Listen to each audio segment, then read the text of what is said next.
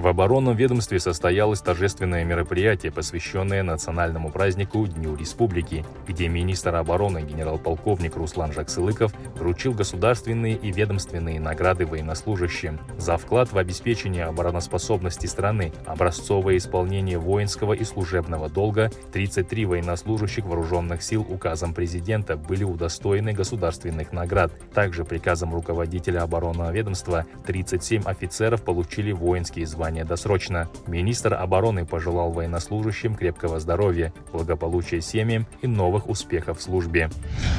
В Стамбуле делегация под руководством министра обороны генерал-полковника Руслана Жаксылыкова приняла участие в церемонии открытия 4-й международной выставки оборонной и аэрокосмической промышленности Саха-Экспо-2024. На выставке представлены автоматические системы управления войсками и боем, робототехнические комплексы, средства связи, ПВО, радиоразведки, радиоэлектронной борьбы и радиопротиводействия. На полях масштабного мероприятия состоялись переговоры руководителя оборонного ведомства Казахстана генерал-полковника Руслана Жаксылыкова с турецкими коллегами, министром национальной обороны Яшаром Гюлером и председателем агентства оборонной промышленности Халуком Гиргюном. Также прошла встреча с государственным министром по делам обороны Объединенных Арабских Эмиратов Мухаммедом бен Мубарак Фадель Аль-Мазруи. Продуктивными были переговоры и с генеральным директором компании Байкар Дефенс Халуком Байрактаром.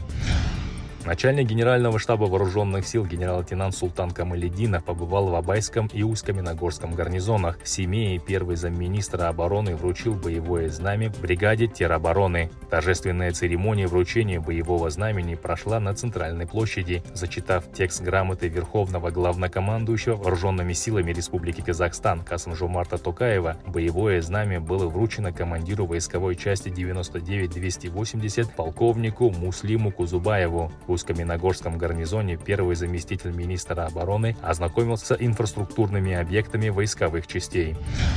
Канун Дня Республики в специальной экономической зоне морского порта Ахтау состоялась церемония спуска на воду нового скоростного транспортно-десантного катера «Шапшан». В мероприятии приняли участие руководство акимата Мангыстауской области, Министерство обороны, предприятия-производителя, военно-морских сил, военные моряки и ветераны вооруженных сил. Это первый катер, построенный на верфях Мангыстауской области. Почетное право благословить катер на удачное плавание было предоставлено акиму Мангыстауской области Нурдаулету Кылыбаю и первому заместителю министра обороны генерал-лейтенанту Султану Камалетдинову. На полигоне Харп-Майдон в Таджикистане завершилось учение ОДКБ «Рубеж-2024». В горах Памира казахстанские десантники в составе коллективных сил быстрого развертывания Центральноазиатского региона приняли участие в активной фазе учения Организации договора о коллективной безопасности «Рубеж-2024». Выполнив боевые задачи вместе с военнослужащими из Кыргызстана, России и Таджикистана, казахстанские военнослужащие получили практический опыт совместной работы. Всего в учении были задействованы около 1500 военнослужащих, 250 единиц военной и специальной техники.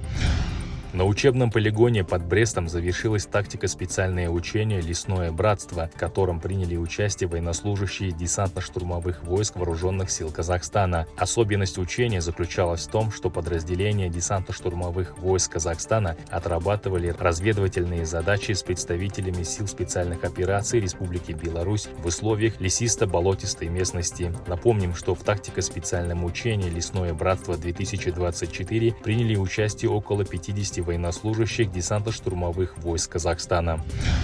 В Алматинской области прошел 6-й республиканский форум юных патриотов. Мероприятия состоялись на базе учебного центра «Али» военного института сухопутных войск имени Сагадата Нурмагомедова. Организаторами мероприятия выступили Министерство обороны, просвещения, областной акимат и республиканский учебно-оздоровительный центр «Балдаурен». 3 дня, в течение которых проходил форум, вместили флешмобы, экскурсии и встречи с интересными людьми. В завершение форума его участники приняли резолюцию.